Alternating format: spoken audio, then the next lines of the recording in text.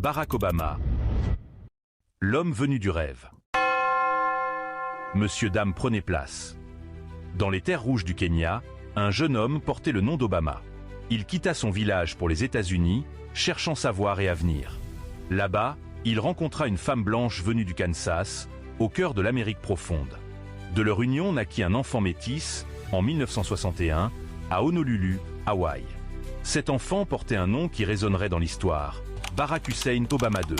Dès sa naissance, son destin était marqué par la dualité. Deux continents, deux cultures, deux mondes qui se regardaient sans toujours se comprendre. L'enfance entre les mondes. Barack grandit à Hawaï, élevé par sa mère et ses grands-parents.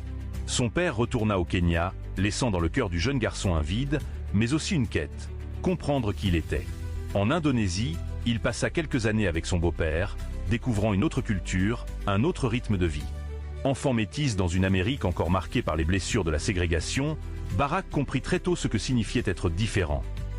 La soif de savoir. Guidé par sa mère, il plongea dans les livres.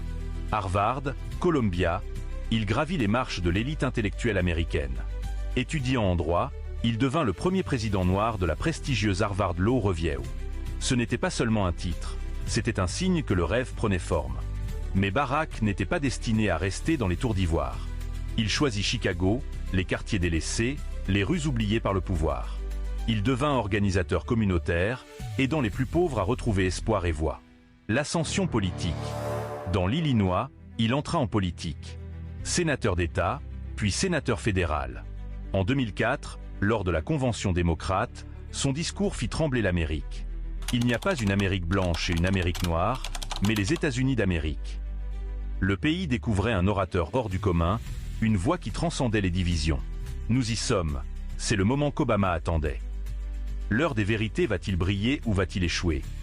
L'histoire nous a déjà donné la réponse.